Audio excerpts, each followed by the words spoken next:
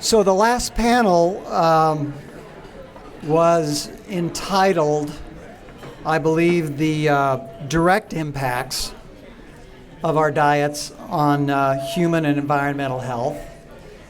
And this panel is entitled The Indirect Impacts of Our Diets on Human and Environmental Health. So we're going to have the similar format. We're going to have 3 presentations of about 15 minutes each, and then you'll have ample opportunity. By the way, I love this format because you really can get to a lot of discussion in the remaining half hour. So our first speaker is a real treat, Dr. Leonardo Trasande. He's the full professor and vice chair of the Department of Pediatrics at the NYU School of Medicine, which I think is in New York City. Last time I checked, Leonardo, okay? All right, so I'll turn it over to you. Dr. Trasande. Thanks for having me. Can you hear me okay? Yes. Great.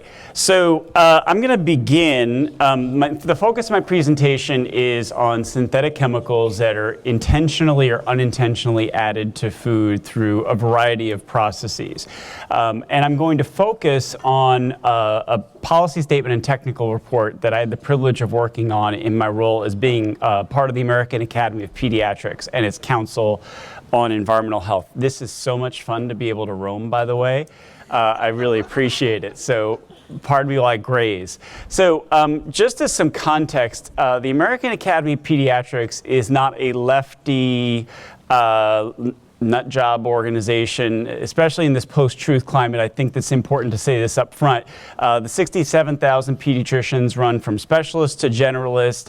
I have not looked at polling data about various other behaviors, so I can't comment, but suffice it to say it's a very diverse array of people with a variety of political and other perspectives. So that's really important to say up front. The Council on Environmental Health that I had the privilege of being a part of focuses in particular on communicating the Academy message when it comes to environmental hazards. And so when the AAP steps out on a particular topic or issue, it speaks volumes to where the science has really taken us in particular. So some things we've done in particular are leading the way about low-level lead exposure, for example.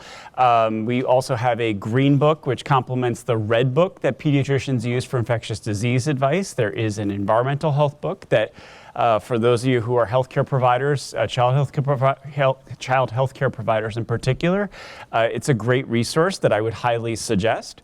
And we write a series of policy statements and technical reports that really communicate the message and inform how our academy then goes to stakeholders in DC and in states all across the country to communicate the message of what needs to be done specifically to protect kids in particular. So I'm going to focus in particular on a technical report that provides the scientific foundation for then the policy statement and suggestions that the Academy described just last year. The goal here of our report was to focus on 2 categories of chemicals. There are direct food additives, things that are intentionally added to food for flavoring and a variety of other issues. And then there are indirect food additives, things that inadvertently contaminate the food supply. So this slide's really meant to document that distinction.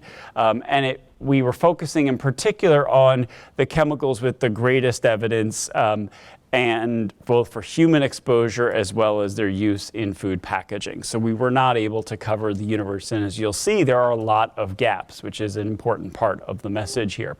So the reason why the Academy was particularly concerned is there are a variety of chemicals commonly added to foods, unintentionally or intentionally, that scramble the basic molecular signals in our body and thereby contribute to disease. These are hormones, essentially, that are important for body temperature, metabolism, salt, sugar, and even sex. Not that pediatricians are that focused on that, except if you're in adolescent medicine. So I'll stop there. Anyway. But suffice it to say that the Academy has been particularly concerned about synthetic chemicals that contaminate foods because they can get in the way of these natural molecules and ultimately have a variety of disease consequences as a result. Now, we stand on the shoulders of giants, and for those of you who were at my talk last year, you may recall my mentioning the other scientific society statements that are out there, like the 2009 Endocrine Society scientific statement that really put this issue on the roadmap. That's how new this package of issues is and how fast the field is accelerating. The World Health Organization and the United Nations Environment Program published another report in 2012, putting this on the map as a global public health threat. And then, of course, there was controversy, but at the UN's body for reviewing chemicals management policy, called the International Conference on Chemicals Management, they welcomed that World Health Organization, United Nations Environment Report, and documented that the only folks in the room with gripes that were left were industries in particular, and you can take that for what it means. But suffice it to say, the Endocrine Society even went so far in 2015 as documenting with 1,331 scientific references, even greater scientific cause for concern. Now, everything I've just talked about in those reports includes not just food chemicals, but other chemicals in water, air, et cetera, that contaminate our daily lives. So let's bring it back in particular to what we know about food additives. So our report particularly focused on 4 categories of chemicals. Bisphenols, which are used in chiefly aluminum can linings. BPA got a lot of attention in the news because it was used in polycarbonate plastics as well to make plastics proverbially hard. The BPA-free movement in baby bottles and sippy cups has represented to some extent progress on this front, though it's important to identify that there are now 40 bisphenols commonly used. BPS is the leading sibling or leading artist formerly known as BPA. But suffice it to say that with respect to the late prince, what little we know about BPS is it's as estrogenic and toxic, not to mention as persistent in the environment. So what little we know suggests serious cause for concern for the category of chemicals, which is a major area of concern across the field that we encounter consistently. Phthalates are used in cosmetics, consumer care products, but especially in food packaging, in softer food packaging. Historically, they've been used in polyvinyl plastics in particular, and you can see the consequences that have been raised there, particularly for obesity and diabetes, given that this is a heavily diet-focused meeting.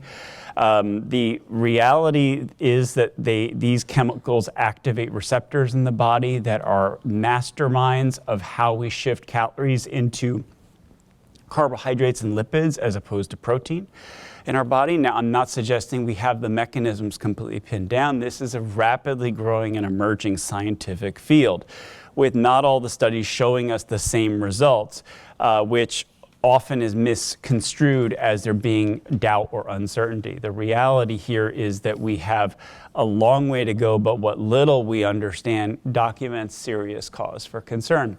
The third category of chemicals that we're concerned about in our report are the forever chemicals, the perfluoroalkyl chemicals. Now, we've heard in the news a lot of attention in Flint and places across the country, West Virginia, not too far from here, where there has been serious water contamination. But it's also used as a non-stick material for pans, as well as so-called non-stick paper materials, replacing the wax paper that used to be used in vogue. And what little we know about the perfluoroalkyls is they literally can slow our body's burn rate, slowing the metabolic rate. And in a population of adults who had successfully lost weight through healthy diet and physical activity, the level of perfluoroalkyl substances predicted their weight regain. So suggesting that after all that hard work, the chemical contamination undermined that hard-fought victory. So none of this here is to minimize diet and physical activity as the key factors driving the obesity and diabetes pandemics that we're dealing with today.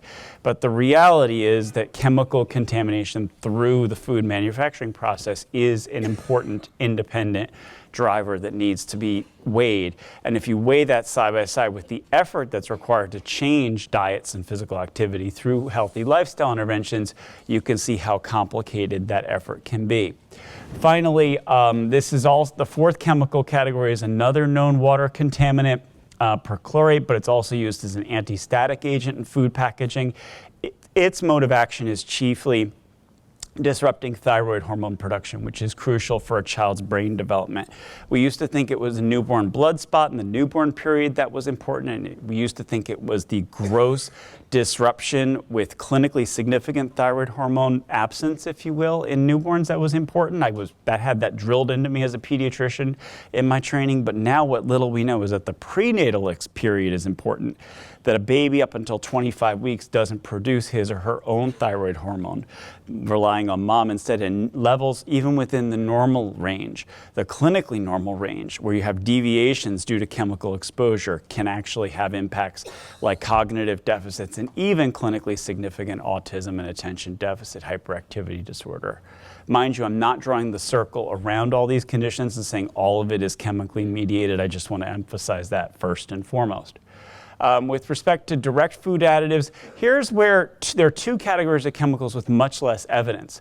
There's a lot of sturm and drang about food colorings. There are limited studies suggesting cause for concern, but I would say here the jury is mostly out, unfortunately, and that's because of a series of loopholes that actually doesn't literally let us know what chemicals are in these foods to begin with. That is a big problem here. There is a generally recognized as safe loophole that I'll talk about in a subsequent slide. And then there are also nitrates and nitrites, which are known carcinogens and thyroid disruptors. So this presages the policy statement in which we document the serious gaps in the Food and Drug Administration. Now, I will acknowledge here that the Food and Drug Administration, to a large extent, has its hands tied by the legacy of the Federal Food, Drug, and Cosmetic Act and the latest amendments. The situation is slightly better than cosmetics. The cosmetics law hasn't been changed since 1938. There at least were some revisions to the diet law in the 1960s. The cosmetics discussion would be an entirely different presentation. And I've got 5 minutes, so I've got to move. So suffice it to say, there have been a number of amendments, but there is this generally recognized as safe loophole that really poses a substantial problem. There is a long definition of a food additive that I can provide for additional context if you're interested, but I've already described it a number of different times and ways, so I'm just going to gloss over that. But here's the problem. What little we know about the chemicals that are added to foods is suggesting that we have missing data for nearly all, 90% plus, for reproductive toxicology. Now, I know very few of you are probably toxicologists in the laboratory, but some of the more basic studies you do, besides making sure it doesn't kill you, is to assess the reproductive organ impact. That's one of the more sensitive warning signs. And in particular, when you have 2/3 of chemicals, or nearly 2/3, having no oral toxicology data for a chemical that's ingested, it's a bit of a problem. And the FDA will also say its hands are tied in what it can do to ban or require chemicals be removed. We saw that recently with asbestos and talc in children's lipstick and Claire's lipstick, to use a cosmetic example, where FDA said it only could warn about a health concern. So I have sympathies, but the reality is there are things that, as we'll talk about, FDA can do in the meantime while we get our regulatory congressional act together. So there also are a series of conflict of interest issues. When you say something is generally recognized as safe, the industry is the entity that vouches for the safety. So the fox is literally guarding the hen house here, and that adds to the mysticism about the effects of these chemicals to begin with. So again, I'm not saying that all of these chemicals are hazards. I'm not throwing up my hands here and crying for help, but I am raising a flag of concern on behalf of the Academy that suggests serious concerns. And here are some of the steps that we need to take in the regulatory arena, but let's talk about what we can do in our lives right now, the good takeaways that you can take home to change the ways that you deal with food. So avoiding canned food consumption, for example, is probably the biggest way you can reduce your bisphenol exposure, period. And BPA-free does not necessarily mean bisphenol-free, unfortunately. Oleoresin is one of the safer alternatives that's out there, but the reality is that there are limitations to what we know when something is labeled as BPA-free. So I suggest avoiding canned food consumption across the board. Tetra Paks are better based on what little we know, among other, and there's glass, which is without problems as far as I'm concerned. In addition, we think plastics are microwave safe. That was meant as a macroscopic observable, well, it doesn't misshape or warp and make your spaghetti sauce run all over your microwave, right? The reality is at a microscopic level, there's leaching of the plastic material into food and into our bodies. By the way, as a free aside, one of the other ways to limit your bisphenol exposure is to say no to that thermal paper receipt, which is not a food issue, but I just gratuitously offer it because you absorb that onto your skin, and there are electronic receipts that are reasonable alternatives to get the information you need. It's also important to watch your recycling number. 3, 6, and 7 are the ones to avoid across the board. 3 is for phthalates, 6 is for styrene, which is a known carcinogen, and 7 is for those bisphenols. There are plant-based plastics that are in that 7. My problem is you can't distinguish the 7s that are bisphenols from the 7s that are plant-based in a clear and straightforward way. You have to take a leap of faith, even with what's stated on the bottle.